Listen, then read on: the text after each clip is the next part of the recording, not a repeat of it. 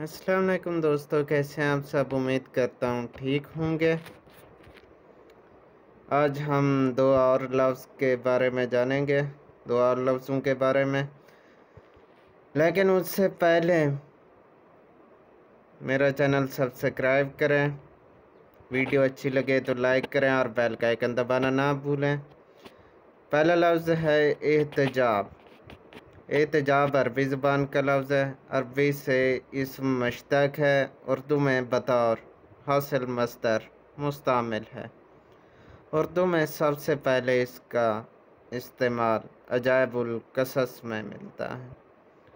اس کے معنی ہیں پردہ نشینی، چھپنا، حجاب، پردہ، پیچھے ہٹنا، پیچھے ہٹانا، اعتکاف، بازگشت، پسپائی، عزلت، غلاف، فراغت وغیرہ کے۔ اگلا لفظ ہے احتراز۔ یہ بھی عربی زبان کا لفظ ہے، عربی زبان سے اسم مشتق ہے اور اردو میں بطور حاصل مصدر استعمال ہوتا ہے۔ اردو میں سب سے پہلے خاور نامے میں مستعمل ملتا ہے۔ اس کے معنی ہیں